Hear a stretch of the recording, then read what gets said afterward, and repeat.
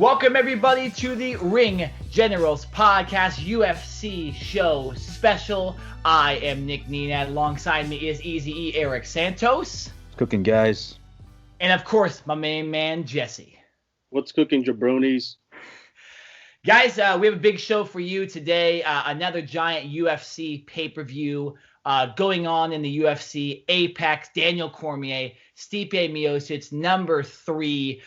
We also have Sean O'Malley on that card. We have other huge fights that have been announced recently that will happen in the future that we want to talk about on this UFC show.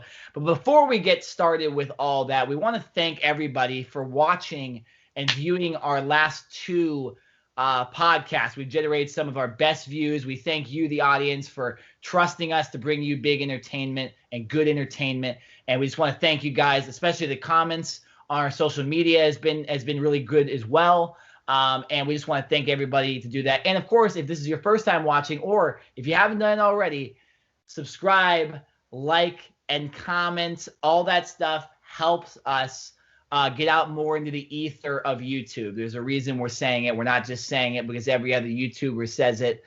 We don't need a box like Logan Paul. We don't need to throw a party for 70 people at our house like Jake Paul. We're just going to tell you guys to like, subscribe, and comment. Guys, you guys have anything else to share about our recent, our recent views and our recent comments? Shit.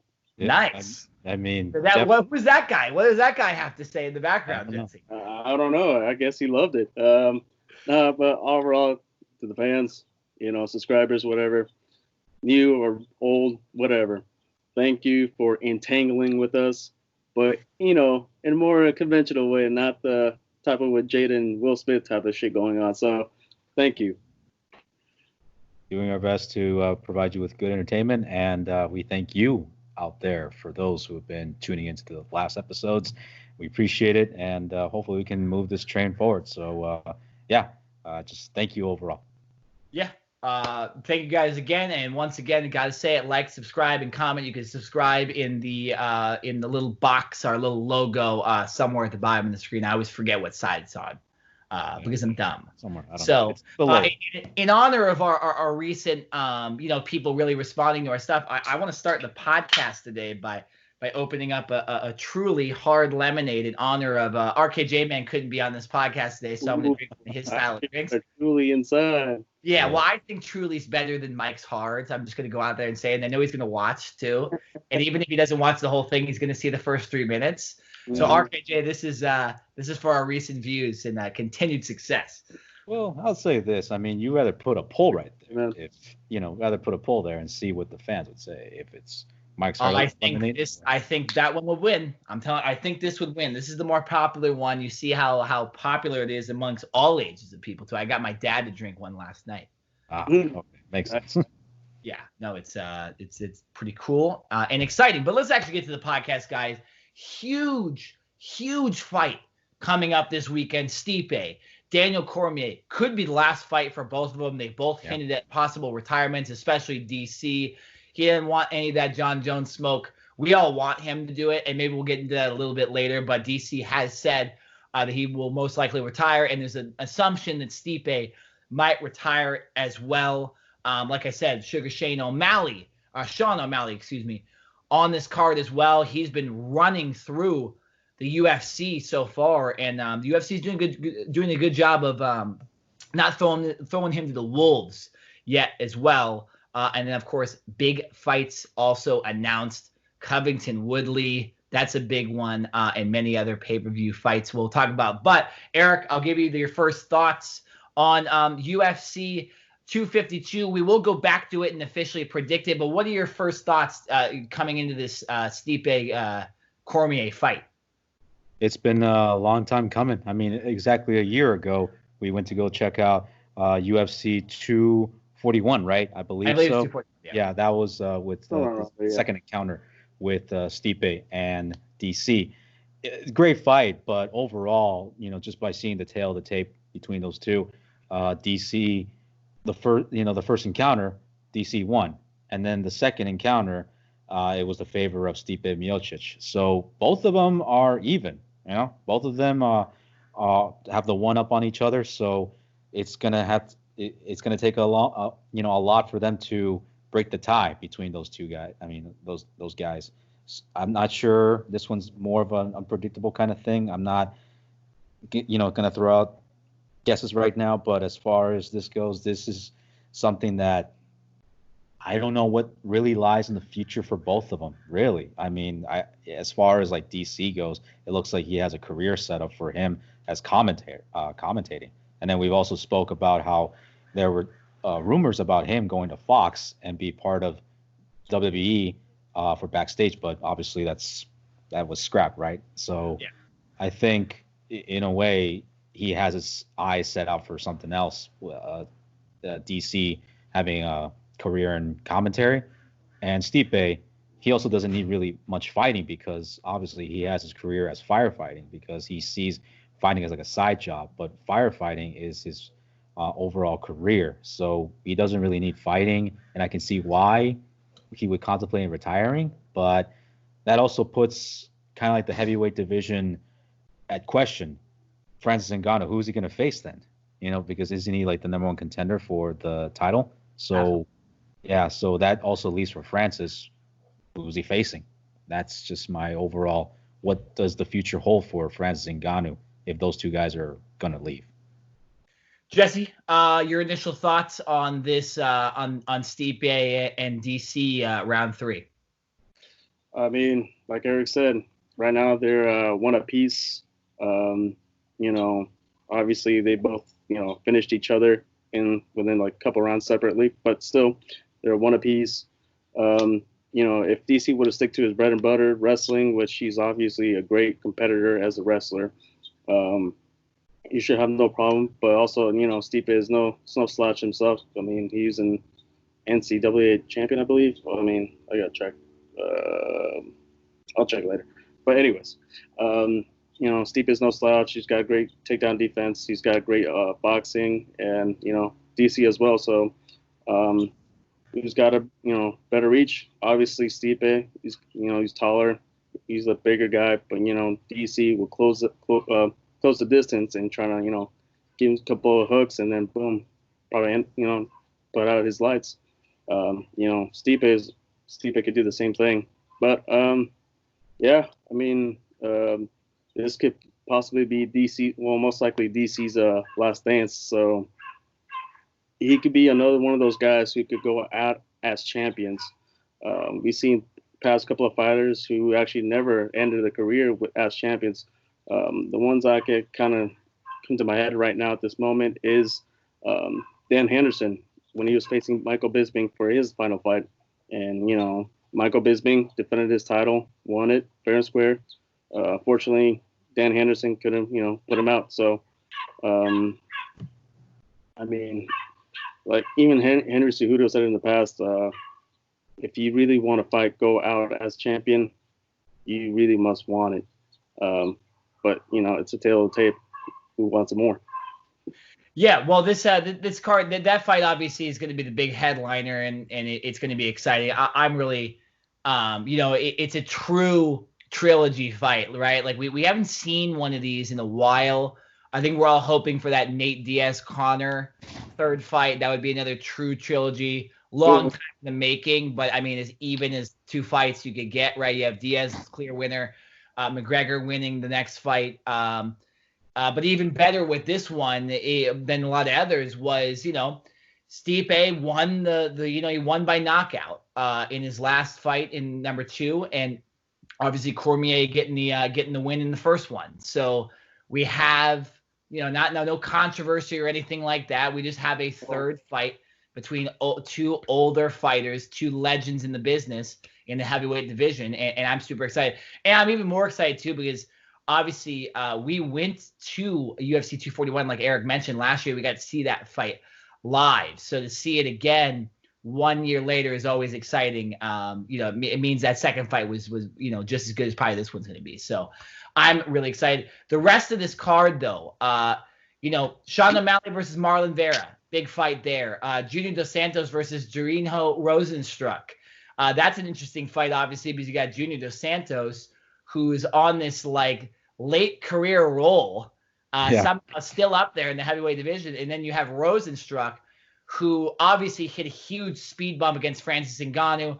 Finally got kind of taught a lesson in a way that you got to have a little more than striking against a guy like Francis. And then a lot of other good fights on the rest of this card. This would be a good card overall, and we will get to that at the end of the show. We'll do our predictions and all that, but we kind of want to get to the next portion where we are going to discuss the fights that have been announced recently. Jesse, where do you want to start with this? Because obviously we've had a lot of announcements since Masvidal and Usman's the UFC 251 and all these other cards. What would you like to discuss first, as far as what's a fight that's really interesting to you that's been announced in the last month? I actually kind of want to see Chito Vera, fighting Shane O'Malley. Yeah. Because Shane O'Malley's been on a tear, but he hasn't really fought like top tier competitors. He's been trying to call out Cody Garbrandt in the past, this past weeks, trying to call him out, but Cody won't take that bait because Cody's sitting at third ranked, and Shane O'Malley's not. And Chito Vera is, I think he's ranked, I believe. Let's see. Well, but we'll get to those fights later. I'm talking about one of the fights that's not on this card, though. Ooh. That's announced for later. Like, what are you most excited about coming up after UFC 252? Woodley versus our boy. Yeah. Colby Covington. Glad you said that one. That's been a long time in the making. Yeah. Eric, when you look at that fight, obviously the last time Covington fought, just an absolute knock him out, drag him out brawl with their fists. Kamaru Usman and Colby Covington. He goes into a fight with another wrestler. And obviously a lot of hate involved in this one, even more than Usman. We can all agree on that, right? There's a lot of hate coming in this fight. In the Apex, no crowd. What do you see from that fight coming up? Because that is, it's two wrestlers and two guys that absolutely hate each other. Obviously, they're going to slug it out, but they're going to throw in wrestling. Don't know how Woodley's doing. I mean, his last fight that he had wasn't all that good for him. Yeah. As far as Covington goes, he looks like the kind of guy who just wants to get in there and fight. And he was also one of the guys that Usman would have selected for fight night. It was either him or Masvidal. Obviously, he chose Masvidal.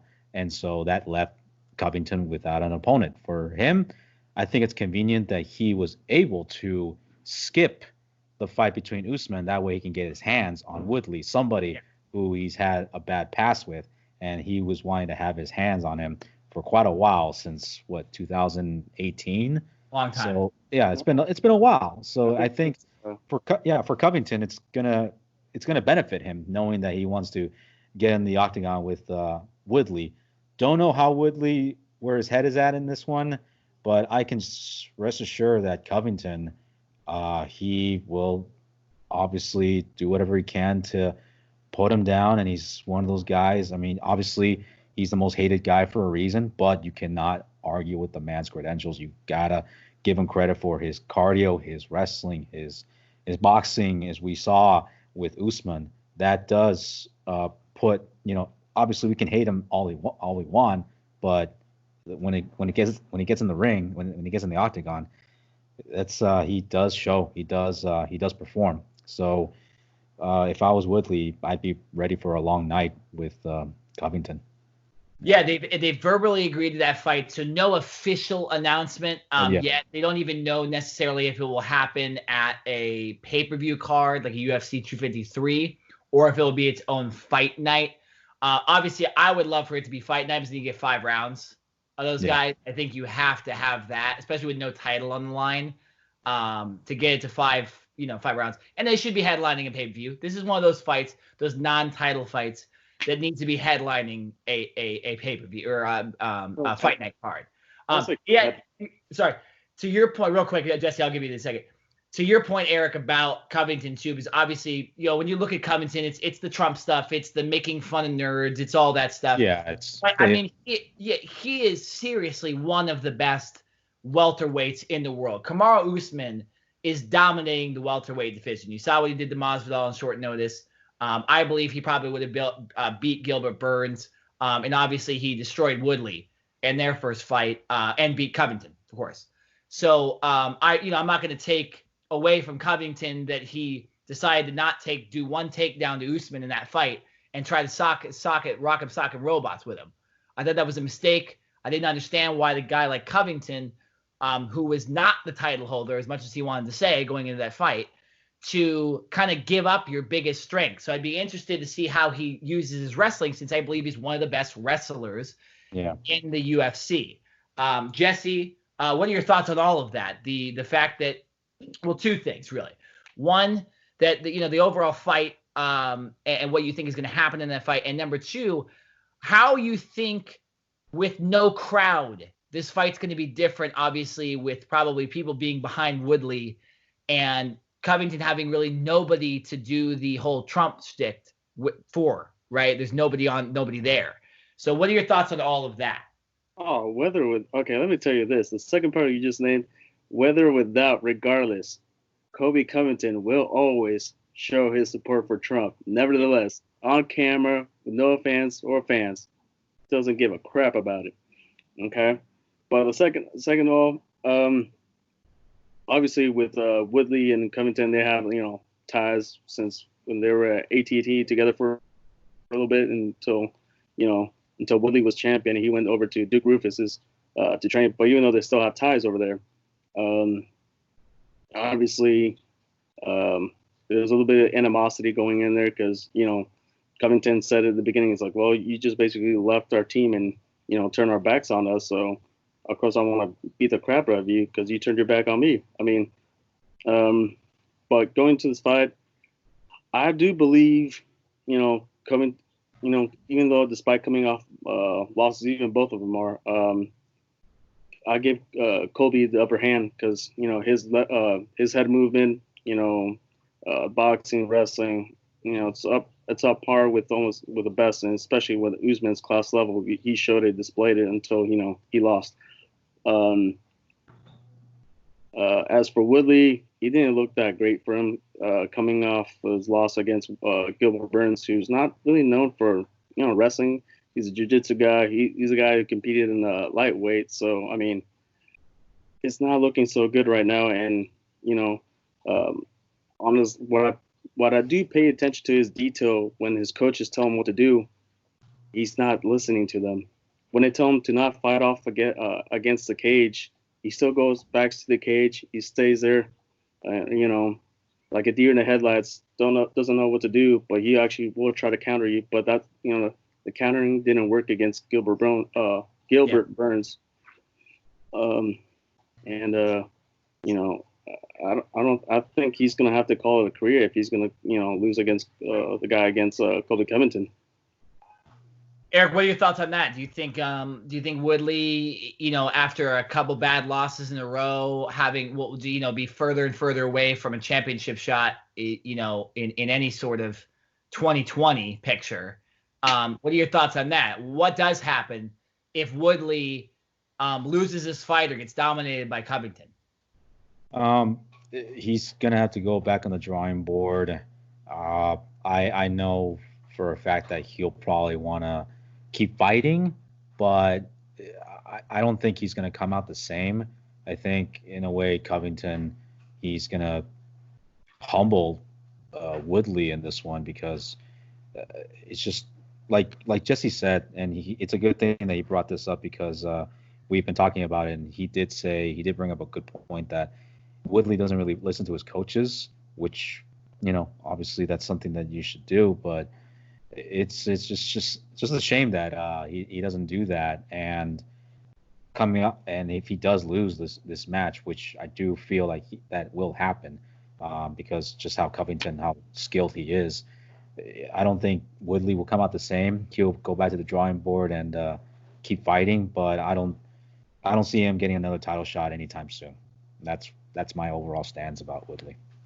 I'll say this: if he does beat Covington, he's right. His name goes right up there at the top 3 or 4, right? Obviously, Gilbert Burns deserves the next fight, but if Woodley can show he can beat Colby Covington, that's pretty impressive. And a rematch with Kamaru Usman, I think, would be warranted if obviously Usman can get past Burns. Maybe one more fight after that for Woodley. And Woodley took a lot of time off with that injury too. So I think he does, in a way, at least in my opinion, needs to kind of still prove himself a little bit more, because he was the champ. He wasn't the best champ ever. A lot of bad fights in there as well. A lot of boring, slow fights. Dana White wasn't a fan of a lot of them. So he, in some ways, unfortunately, still has a lot to prove because of his recent track record in the ring, and his recent just, getting injured, not fighting, and the type of fights he was in. So very interesting fight there. I want to go to the announcement for, let me just find this again. I was just looking it up. The announcement of 2 title fights happening on November 21st that were just announced. Deiveson Figueiredo versus Cody Garbrandt. Figueiredo obviously destroyed. I'm forgetting his name. What's his name, real quick? Benavidez. Yeah, Benavidez. Yeah, he destroyed Benavidez. Not even close. Extremely impressive performance. And Cody Garbrandt with that last second KO in his last fight. Very interesting matchup there. And then you have Valentina Shevchenko versus Jennifer Maia, who Jennifer Maia had a big win a couple weeks ago as well. Just quick thoughts on those 2 fights. Well, actually, how about this? Jesse, I will give you what do you think as far as, do you think Shevchenko is another easy fight for her, or do you think Maia has a legitimate shot in this one? I believe Maia does have a legitimate shot. We saw in the last win, she's actually got a great kickboxing background. That kick to the liver, it looks nasty.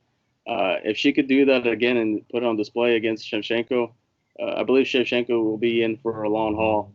I don't think I ever seen Shevchenko catch a kick. So, I mean, if she catches it, then yeah, it's over for Maia.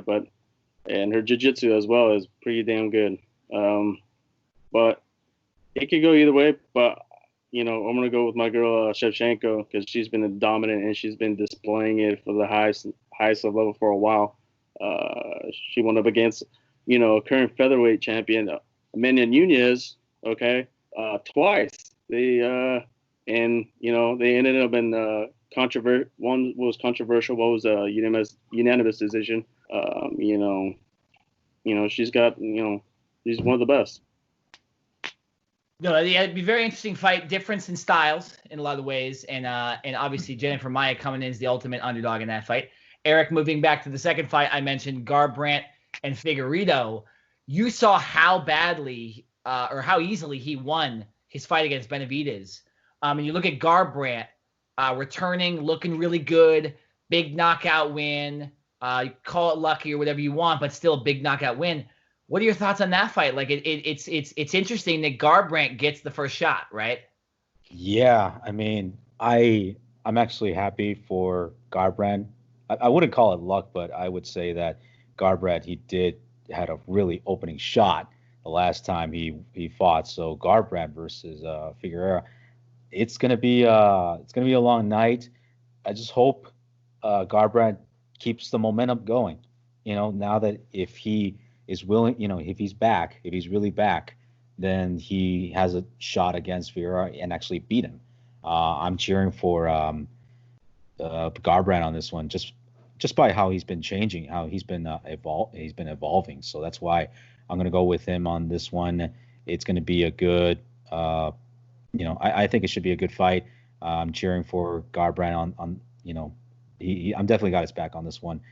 Another fight that I think we probably also left out is that was announced, or maybe it might be old news, Paulo Costa and Israel Adesanya. Yeah, well, that's the next pay-per-view. Yeah. I mean, we had so much. We're going to talk about Khabib and Gaethje was announced too, which that's another one. Yeah. I mean, honestly, like that's the best fight in years. And you were actually hoping for it. You said that you were actually excited for the next one. Yeah. I mean, I could burst right now. Like all of the Truly in my mouth and in my stomach could just fall right out. How excited I am. I'll say this. We'll get to Costa and them in a second. I do want to jump to Gaethje and Khabib, because there was another fight. There's two more fights announced for this card. Alexander Volkov versus Walt Harris, interesting fight. Two guys that lost their last heavyweight fights. But Robert Whittaker versus Jared Cannonier, that is a deadly fight. And that's on the Khabib Gaethje card. UFC, I'm telling you, man, UFC is doing such a great job right now with these fights. And so, yeah, if you didn't know, that those are announced as well. Obviously, Paulo Costa, that is a huge one. Let me just get up there to that card real quick. My computer's being a little slow. And that also, so the rumor is that we were talking about with Covington and Woodley being on its own card. There's rumors that it could be on that card as well. So you could have Adesanya, Costa, and Woodley, Covington on the same card. Yeah, just hop onto one of those cards. I think it'd be better. I'll tell you this, man. When you make it so there's two really impressive fights on the card, I'm telling you, man, it's worth buying. Like, it's worth buying. I'm gonna buy a 252 that we're gonna get into a little bit later. Obviously, it's Daniel Cormier versus Stipe Miocic. I'm watching that. I'm not missing that. I'm not worrying about a tape delay or a stream not working and stuff like that. Although my favorite stream site did return, so I'm back. No more crack streams. That piece of shit website that kept cutting out all the main events. I missed the whole John Jones Dominic Reyes fight because of that stupid website. So not good. About Dominic Reyes, when is he gonna have that rematch of his? No, dude. When is he gonna? I'll tell you quick. If John Jones is going to sit on his ass and not fight, we need to have an interim fight, right? And Dominic Reyes should fight Jan Blachowicz. No. Yuri, who was coming off an impressive, weird knockout against. That's right. That still needs to prove himself, though, I think. He needs one more fight. That's impressive. I forgot about that dude. That psycho he lost me money. And I told you he was gonna come and win. But anyways, now that you spoke of Dominic Reyes, he does need to move on from John Jones. He's been, oh my God, I can't have enough of this guy. This guy sounds like a jealous ex-girlfriend that cannot move on. Saying I'm the champ. He's not the champ. If you do have the champ, then you should have the strap. If that you was don't, a controversial fight, though. That was a controversial fight, but yeah. I get his anger, but man. When is John Jones John Jones's fights never controversial? When's it never? That's a very good point. And yeah, even his in-ring performance, his in-octagon performance is sketchy. But yeah, so I mean, we look at all these fights coming up. I'm most excited as far as the lower card ones for Robert Whittaker and Jared Cannonier. Because I think that's a number one contenders fight, obviously. Yeah. Whoever wins, Costa and Adesanya. And the way Whittaker looked against Darren Till, he is back. I am happy for Whittaker. Obviously a lot of personal problems. Some heartbreaking stuff he had to do. He had needed a mental break, and he's back. And he is the same Robert Whittaker that beat Yoel Romero, is the same Robert Whittaker that was the middleweight champion, and just came up against Israel Adesanya in his home country. Not really fair. But that's the one I'm most excited about. Out of these other fights we've talked about too, what do you guys, Eric, what's another fight you're excited about? Not necessarily the big championship fights like Gaethje and Khabib and Costa and Adesanya, but what's another one that you're excited about that's on a lower card? On the lower card, man, it's just so many of them out there. But I got one. Yeah, go ahead. Frankie Edgar versus Munoz. That's another one. That's a big, that's a huge fight. Yeah, that's another one I'm excited for. If not, the next one. Another one since not anymore, since Yair Rodriguez, since he pulled out a fight with Zabit. They're looking at actually other possibilities to replace him. So it could either be like TKZ, the Korean Zombie, of course, or Ortega. I mean, Ortega versus Korean Zombie. Would that be on this card? This Frankie Edgar card, Frankie Edgar Pedro Munez card? No, it'll be separately, unfortunately. Do you know what fight also? Hey, Eric, I'll just have you now. I want you to analyze this one. Okay, this is on the Edgar Munez card next week, by the way, if nobody knows. Uriah Hall versus Yoel Romero. Tell me what you think about that one. Oh, my God. That part, I didn't. You know what? I've just barely found out about it. I forgot about that one. Yeah. Yeah, me too, man. I'm glad you brought it up because if this is a good way. Yeah, I mean, if this is a good way for Yoel Romero to make up from that fight that he had with Adesanya, please, I want to see that one. I can't wait. Wow. Look, he has no analysis. He's just like, I just want to watch it. That's it. I just want to watch it. I mean, I just want to see. Seriously. I mean, I'm not going to give you analysis, man. I'm not. I think that's everybody. Like, nobody fucking knows what's going to happen in that fight. All right, Uriah Hall, obviously, crazy career for him.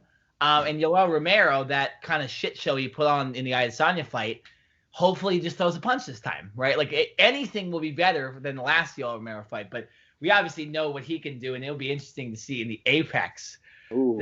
That freak of nature, that guy that doesn't even – he has different bone structure. He looks actually his bone structure.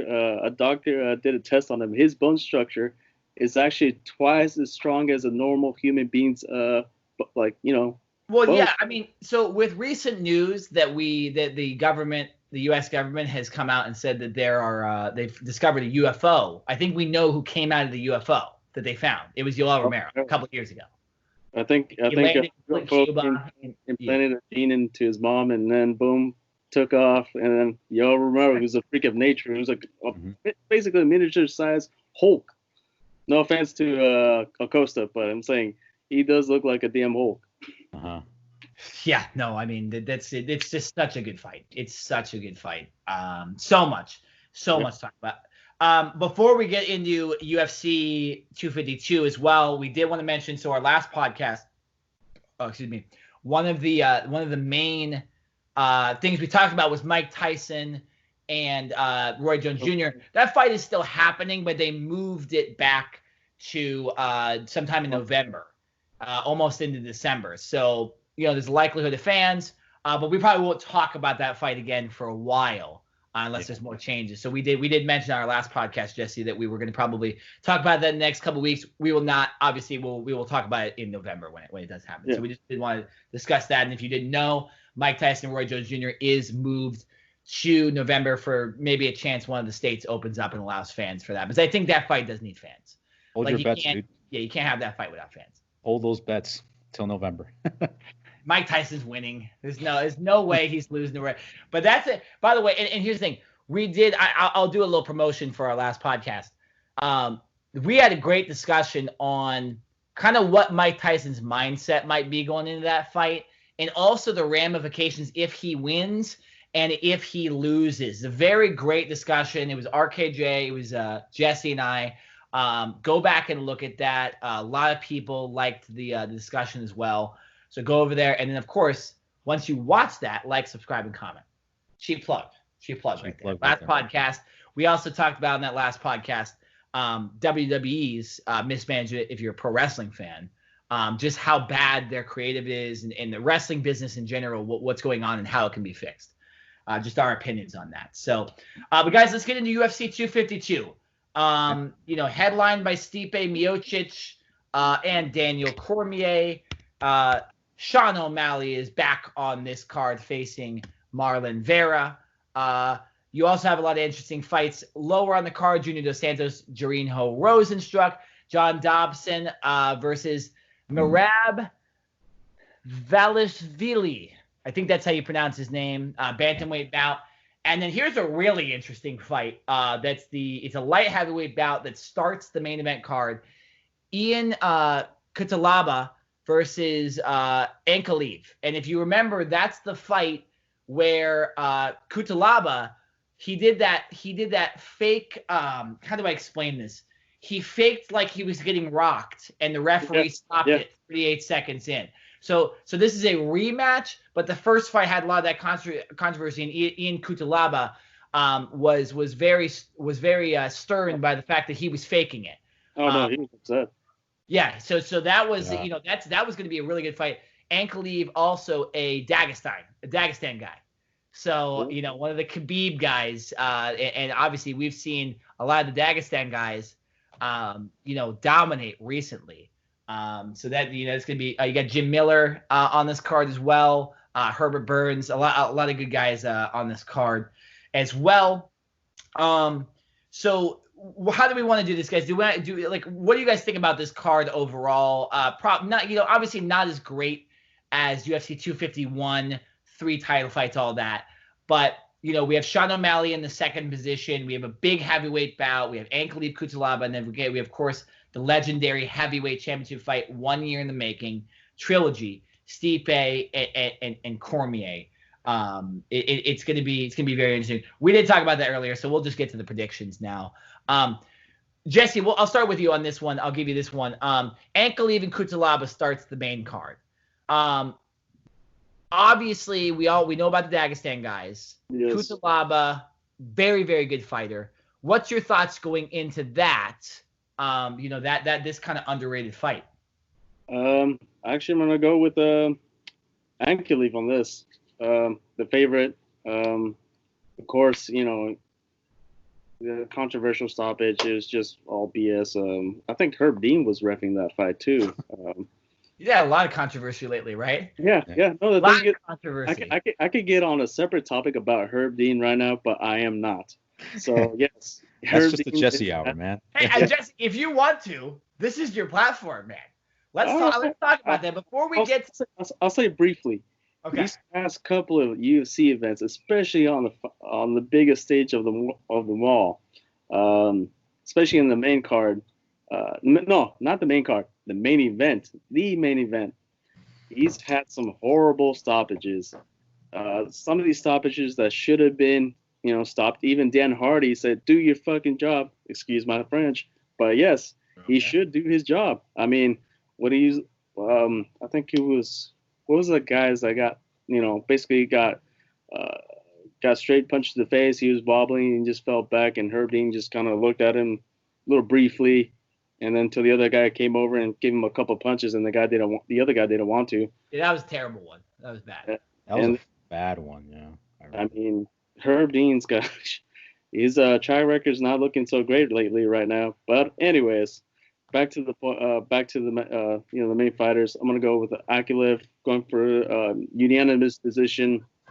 Of course, he's gonna go for takedowns. Everybody does. Even a non wrestler will go for a takedown. But yes, Ankalaev is gonna go for the win. I'll give him 3rd round submission. Interesting, very interesting. So. Eric, obviously that fight ending in contrary the first time. Your thoughts on that one coming up at UFC 252? Oh man, just by looking at that that thing that happened, it did make me wonder. Okay, I mean, just like Jesse said, Herb Dean. If that was really Herb Dean refereeing the match, then I really suggest. I am going to look that up right now just so we can roast him. Just to make sure. Sure. But get to the fight without the Herb Dean stuff, obviously. I roast Herb Dean on Twitter, so. Yeah, I mean, I rather have Mike Chioda from WWE refereeing the matches for UFC, but I'll make this short and sweet. I think in the favor, Cutelaba is going to win in this one, 2nd round. Ooh. Oh, okay, Eric. All right. 2nd round. I'm going to go with a risky one. All right. That's a very risky opinion. I'll say this. I am not going to go against the Dagestan guys right now. I am forgetting his name. Who's the guy that wants to fight every day right now? No. He's not Dagestani. He's actually a Swedish guy. You sure? Yeah, he's a Swede. Yes. Doesn't he fight with Khabib's camp, right? No. I'm talking about who's the guy that keeps tapping everybody out. He fought on a week's no. He fought twice on Fight Island. That guy's from Sweden. Are you sure? Yeah. Oh my God. Well, hold on. I gotta look. He does have the look of a Dagestani. Yes, he doesn't have the Dagestani. It's not. I didn't profile him or anything. I'm just saying that maybe I did, but it's okay. I swear to God, somebody said that. That's why I think I associated it with. No. That guy's been on a weak notice. Actually, he called out Conor McGregor. He actually said he went to his camp, his training facility to fight him, either within the streets or not. He invited him to his home. He said, "Hey, come to my house. I want to fight you." Whatever. I mean, look, the guy is calling on everybody, and Dana White is loving it right now. He's loving him. It's Chimaev. That's the guy's name. Yes. Yeah, wait a minute. I gotta look this up. We're getting a little dead air on this podcast because I want to prove Jesse wrong right now. I want to prove him wrong. He's Swede. Chimaev. He is Swedish. Shit. Okay, credit to you, Jesse, for knowing that. 8-0, nonetheless, 8-0, 2 fights in a row. Wants to fight Conor McGregor. I'm all for it. I love that shit. He also did not. Both fights have been extremely easy for him as well. No. He said it's these fighters that they put in front of me, they're easy fighters, and this is there's nothing for me. But that's why But again, build them up slowly like they did with Sean O'Malley so far. So he shouldn't get Conor McGregor next. Number one, Conor McGregor says he's not fighting until 2021, but I think he should slowly. You still gotta beat other guys, because then where do you go if you lose to a superstar? Dana White then doesn't know where to go. You don't want to lose if you're not ready to a bunch of studs, right? Yeah. Then record looks worse, and then you're super far away from the title picture just because you're young. He's only 26 years old, right? So, it's going to be very interesting to see what they do with that guy. But yes, I apologize, Jesse. I was wrong. Yes. I'm still trying to see if he trains with Khabib, but I don't think he does. No, he doesn't. He's got his own facility. Either he's training at TriStar. Somebody profiled them on the broadcast. I'm telling you that right now. Somebody said that he was Dagestani. I'm going to believe that. No. They're dead wrong. They're retarded. I'm sorry. I'm using the R word. But yes, they're dumb. That's shit. Okay? So, no. He's not Dagestani. He may have the look, but he doesn't. He is not. Yeah, beard definitely tricked me for sure. But getting back, See, you said, Eric, you went with Kutalaba. Yeah, you went with Enki. Nonetheless, I'm still going back to it. I'm not going against Dagestan. I think those guys are bred differently. Kutalaba is no slouch. This isn't just some BS fight for him, but I just think those guys, they have that different kind of grit that a guy like Khabib has. So yeah, I'm gonna go with Ankalaev on this one.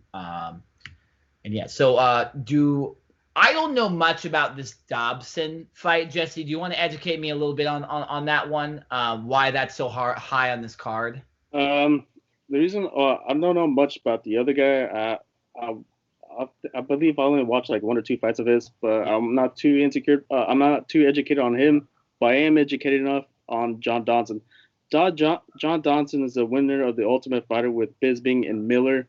He is the guy that knocked out TJ, the first guy to knock out TJ, first guy to actually drop Mighty Mouse. It's actually first title defense. He's actually had his last win against this guy from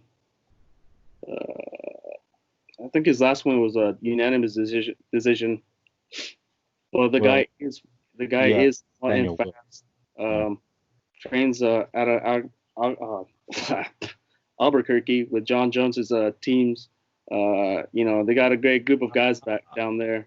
And yes, he's had a lot, strings of losses. Not that great performances, but he does have this explosiveness that he'll throw a random high knee without giving a tail. So John Dodson is a dangerous guy. So his opponent's just got to be on the lookout for his knees and explosiveness, because he's going to have to neutralize him. He does have an impressive win in his last fight against a young 27-year-old kid, to Nathaniel Wood. Yes. But Marab, I'm gonna call him by his first name. His last name is extremely hard to pronounce. Yes. I don't want to disrespect his last name. So Marab is his first name. He has 4 wins in a row, all in the UFC as well, all by decision too. So that always, looking into this fight is, too, as someone that's unknown, doesn't know much about either fight, I look at that and he's not finishing, right? He's not finishing fighters there are lower tier fighters as well. And a guy like Dodson, that's a veteran at 35 years old, fighting in John Jones's camp and Holly Holm's camp, this is where these fights come in. You try to develop those little things. I'm gonna give the advantage to Dotson. I think Dotson, he's near the kind of twilight of his career, right? At 35 years old, a couple bad losses to guys like Peter Yan and Jimmy Rivera. So I'll go with Dotson on this fight. But again, I'm not gonna say here I know much about the fight, just the little details here and there I look at. I'll go with Dotson, but don't bet on Dotson because I'm saying it. Bet because of what Jesse said. Not me. Eric, what's your thoughts after what me and Jesse had to say about this fight? Just don't be putting money on this one, man. All right? Just to let you know. But same here. I'm not really much more educated with Merab. But yes, Dotson, I know a little bit more about him. I would say Dotson, he would have the upper advantage, and they would go all 3 rounds just by seeing how Merab, the last time he fought, it was a decision. And Dotson, he won by knockout the last time. So I think Dotson has the upper edge, and Dotson's going to pick up the victory on this one. There you go. All right, the next fight on this card is Junior Dos Santos versus Rosenstruck. I always love when the big name heavyweights get together. Obviously, we saw Derek Lewis with a huge win. This past weekend, this past Saturday. Yeah. We could probably maybe see Curtis Blades, Derek Lewis fight. That's probably what should happen next. Realistically, you could also have Derek Lewis fight the winner of Dos Santos and Rosenstruck as well. Also Dos Santos also getting in there where almost if Dos Santos beats Rosenstruck, legitimately there's a case you could give him a title fight potentially as his last chance, right? Yeah. With Dos Santos. He has I know he has at least 2 wins in a row. Wait, does he? No, he actually has 2 losses in a row. Excuse me. Definitely, it's going to be tough. But before that, he had 3 wins in a row, beating Ivanov, Tuivasa, and Derek Lewis. So losing to Francis Ngannou, never that big of a deal. I'm just going to say that right now. Everybody loses to Francis Ngannou. That one doesn't count, really. And then, of course, the loss to Curtis Blades, he got beaten in. But so, again, interesting fight. You have Junior Dos Santos, legend in the heavyweight game, but coming off 2 losses versus Rosenstruck, who had that absolutely brutal loss to Francis Ngannou. He's kind of finally had the spotlight put on him a little bit. Where is his head coming into this fight? Eric, I'll give you this one first. What do you think happens in this one? Man, I mean, both those guys coming off of a loss, but you can't doubt Rosenstruck's power. I know I joked about the last time when Francis Ngannou and Rosenstruck fought. I labeled Francis Ngannou instant death, while Rosenstruck is slow death. So it's going to be a quick night or a slow night for JDS. And I think for a guy like Rosenstruck, he's just coming off hot. And obviously, yeah, it was I think for me, maybe it may have been a little bit of a mistake or too early on to take a guy like a guy like Francis Ngannou. I think for a guy like Rosenstruck, he should have gone a guy with like JDS earlier on. So It's a good thing that they're fighting this time, and that way for him to go up against a guy like JDS. I love JDS and all, a legend in the sport. I see Rosenstruck just a power-hungry young dude who has a punching power like no other, and it's a very scary scene just by seeing it. I'm gonna have to give it to Rosenstruck, 3rd round knockout. Just how he knocked out Overeem in the past. I think it would be the same way for JDS. Yeah. It's going to be an interesting fight for sure. My thoughts on this are kind of similar to yours, Eric, which is why I'll go next. You have Rosenstruck.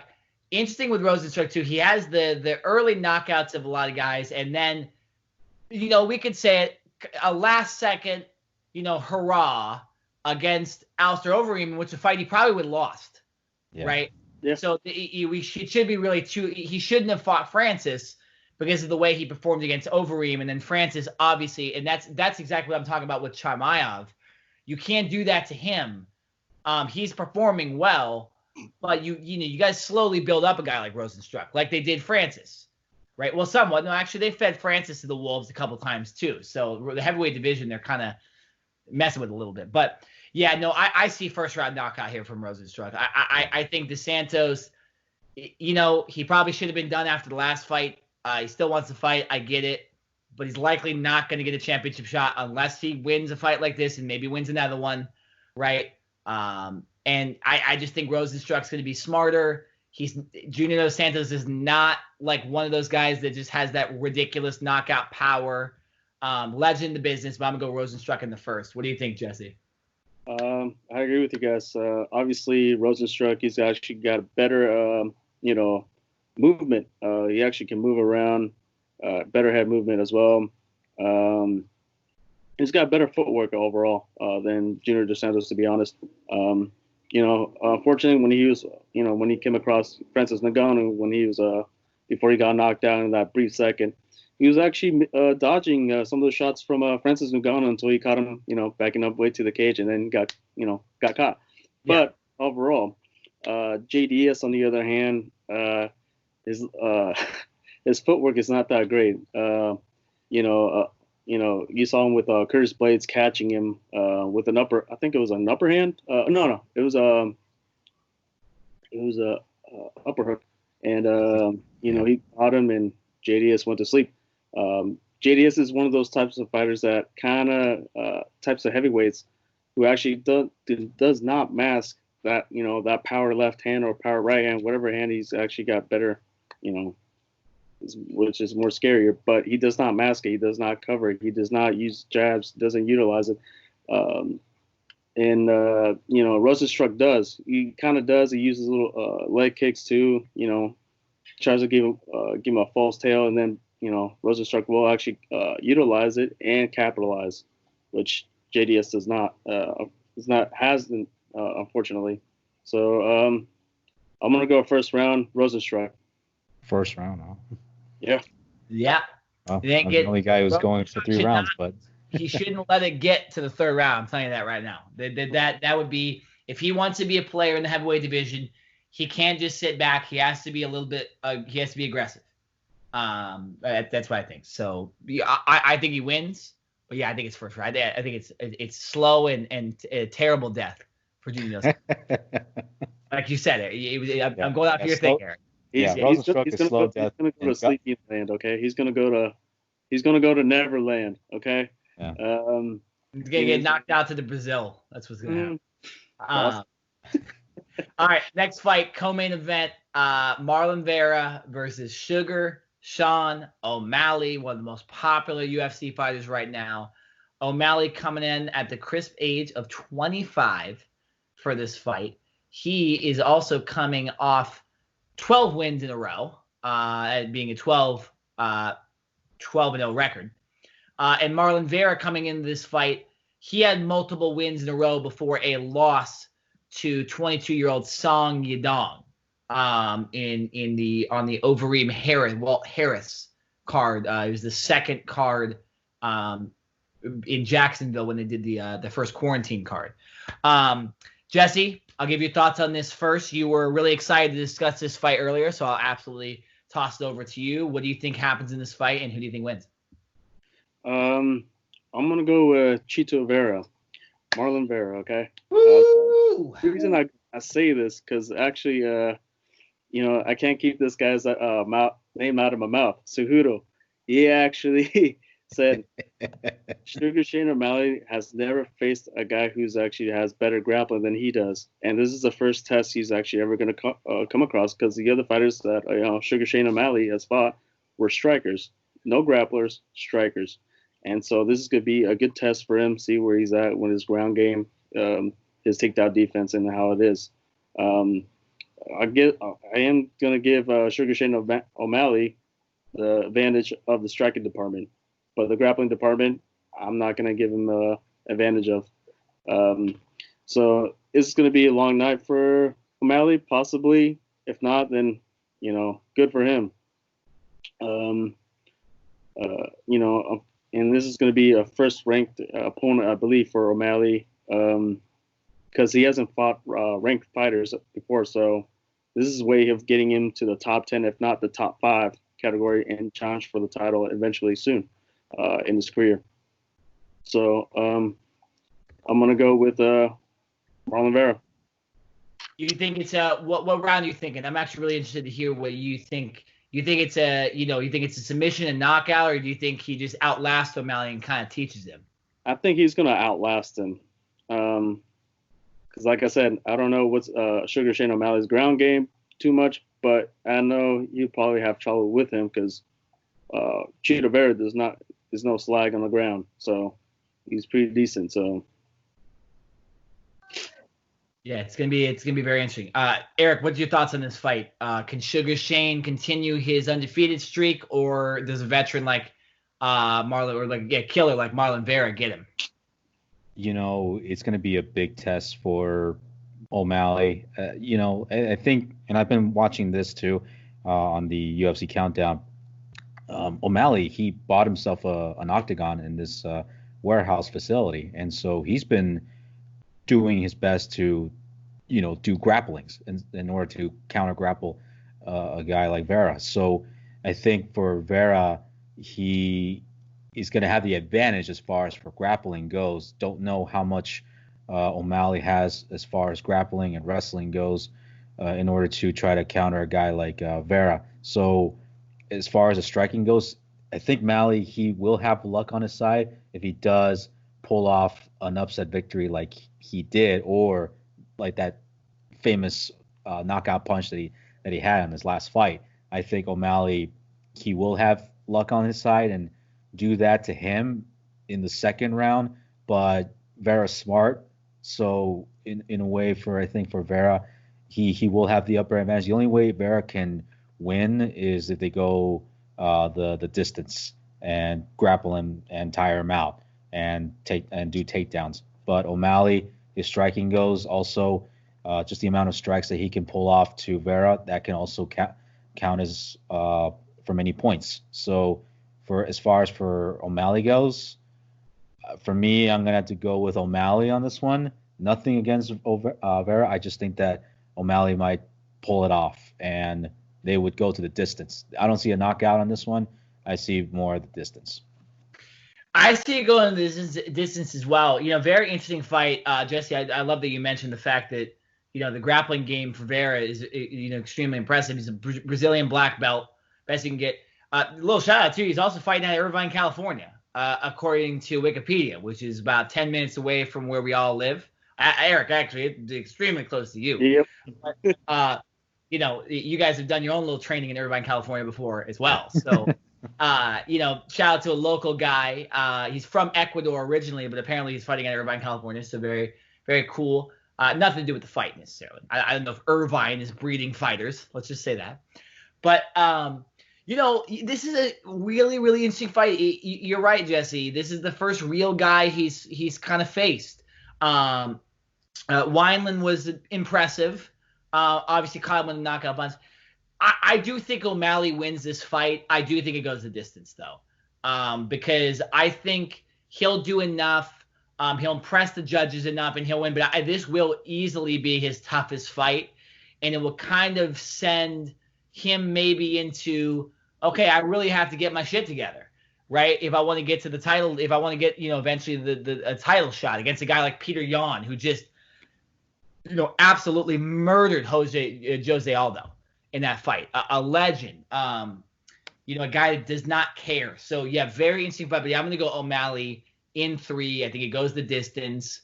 And, no discredit to Marlon Vera. This is, I believe this is one of the best up-and-coming fighters in the UFC, maybe the best, besides maybe Francis Ngannou, to be honest. So I'm really impressed with the guy. I'm not going to sit here and say he's going to lose. I'm too impressed by him. All right, let's finish this podcast by getting to the main event of the evening, guys. This is as big of a main event as you could get in the UFC. Stipe Miocic, the current champion. He's coming in fighting out of Cleveland, a firefighter. Fighting Daniel Cormier, one of the best heavyweights, one of the best wrestlers ever, in a trilogy fight, possibly both men's last fight. Cormier says it is. I'll give my opinions on this first, like I usually do with the main events, just because you guys are more the MMA guys. I want you guys to give your the final analysis. You have the win from Cormier in the first fight. You have Stipe with the very impressive body shot win while we were there in Anaheim in the second fight. My biggest thing, and Daniel Cormier talked about this on his show today with Ben Askren, wrestling, takedown. Daniel Cormier is going to win this fight if he can take down and dominate Stipe. I know that's not an easy thing to do, but he didn't do it enough in Anaheim when we were there, and he needs to do it as much as possible. If this is your last fight, fuck it. Just win. But Cormier has to do takedowns. He has to utilize them. He has to control Stipe on the ground. He needs to take up time, get a couple significant shots while he's down there. Don't let Stipe, don't just sit there and box Stipe. Cormier, you're not a boxer. You are a wrestler. He's one of the best of all time, but Stipe is still very dangerous. On Stipe's side, obviously he's still dealing with the eye injury a little bit. That's going to be very interesting coming into this fight. What's the deal with that? And then also, to counter what I said for Cormier, he has to watch the takedowns. If this is your last fight and you're defending your championship, you need to stop those takedowns like your life depends on it, right? Yep. Just ball out. This is why this fight is so entertaining to me too, because of the fact that both these guys might be trying to put on their last and best performance. I think this goes 5, and I do think Daniel Cormier wins this fight. I think he's going to have enough takedowns. He's going to dominate on the ground, old school Daniel Cormier style, and I want to see it because I think if they throw that giant John Jones money at him with John Jones's heavyweight debut, I think Cormier would come out of retirement. That's a talk for another day. But, yeah, I'm going to go Cormier in 5, going the distance, winning by decision, and ending his career as the heavyweight champion. Eric, I want you to give your thoughts on this legendary fight next. Makes me nervous in a way, just by seeing if they can go, this is really their last fight. And so, it's just one of those things where Daniel Cormier, this is also his favorite to get him back. Both of them are 1-1. Like I said before, DC is going to have to utilize his wrestling more. The last time he fought Stipe, he got too comfortable with boxing. He even admitted it. And so that's the thing that he felt that, okay, I got to scratch that out, and I'm going to have to try with something new because Stipe was able to catch him and recognize his pattern. And that was one of the reasons why Stipe won the match. For Stipe's side, gonna have to use all his boxing on this one, but how is he gonna counter wrestle a guy like DC? More points will be added for DC if he takes him down, and if they go to the distance, DC is gonna win by decision if that's the case. Now for Stipe, it's gonna have to be. He's got the boxing, he's got it down, but I think for as far as counter wrestling goes, I think he can pull it off since he's done that in the past. Just don't know how much it will take for him to, block DC out of the way. And so, like you said, Nick, he's going to have to go balls out on this one and going to have to take him down and just keep wrestling him and ragdolling him all over, throwing a couple shots. But if there's one guy that I feel like he's going to have to pull out this victory, and I see this as the same result as what happened in Anaheim, I think it's going to be Stipe winning this match by knockout. I think what happens is he's going to have to catch him. He's going to catch him, and he's going to knock him out probably by the 5th round, because if there's one thing that Stipe is going to have to do, he's going to have to tire him out. He's going to have to tire out DC. So he's going to pull it off at the 5th round, and by knockout. And I think Stipe is still going to be champion. Wow. All right, Jesse. Break the tie. What do you think ends up happening? Give your analysis first. Yeah. And who ends up with the heavyweight championship of the world? Of course, DC and Stipe coming in one piece right now, especially with the Stipe taking that year off because of his cornea. He had eye issues. Actually, his issue came across right after the DC fight, when he kind of, told DC, you're poking my eyes and you're scratching my eyes. It's been an issue throughout the whole MMA world, to be honest. There's a lot of eye poking. So, DC training with his longtime and friend, Cain Velasquez, and also Luke Rockhold, who kind of announced he's not retiring just yet. Unfortunately, Khabib wasn't there to be with him because he's going to be training in, Dagestan from this point out. Stipe finally finding a facility where he could train and, get his proper training done. Going into this fight, I'm gonna go with DC. If he catches Stipe with a single leg high crotch, he did it to Alexander Gustafsson, caught his leg, lifted him up in the air, tossed him. If DC could do that, he'll have control of the ground game for sure. He's an Olympic competitor. He's got the credentials. He's proved it in and out of the octagon and the mats. Stipe, a phenomenal boxer, the first and only heavyweight champion to defend it more than 3 times. So he's got a record of himself in the heavyweight division. Legend, Hall of Famer, both of them are. But I'm just gonna go with DC on this part. If DC could go with dirty boxing, get him in a clinch, how he caught him in the first time around, he'll probably catch him with an elbow again. If not, then he's gonna grind him out, ground and pound him till all 5 rounds possibly. But I'm in the favor with Daniel Cormier. So I love Stipe, but I'm gonna go with You said, and what was that? You said by decision? Yes, by decision, 5 rounds. Because I just want this last dance, this trilogy, this legendary go out. I agree. I mean, I agree with mostly what you said. I think a very similar thing is going to happen. And to be honest, Eric, I could also see Stipe knocking him out too. Stipe had that power. I could even see it. I do have in the back of my mind, both these guys are sharp for their age. But, man, I do not want to see, Daniel Cormier get knocked out in the first round. I don't want to see that. That will be very sad for a guy like me. And for a guy's last fight, for him to just get knocked out in the first round, although I believe that could happen, I really want to put that out in the ether so that it doesn't. Imagine at the very end, you see Brock Lesnar shows up just by surprise. No, don't be RKJ, man. Don't not be another. Just by surprise. Is Ryan just comes in like a. with you right now? RKJ's hiding behind Eric. Yeah. He's probably telling me right now. He's gonna swoop down like a vulture and just pick up the pieces, right? Oh, that's hilarious. That is hilarious. That's a good way to end the podcast right there. With a steel chair.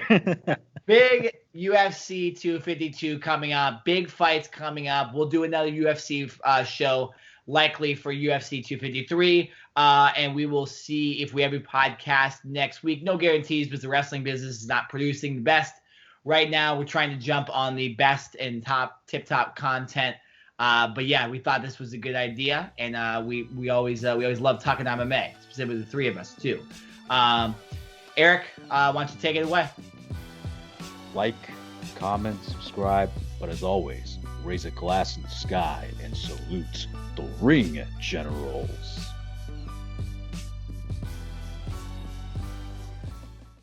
It's the Sauce, Alexander, and you're watching the Ring General Podcast.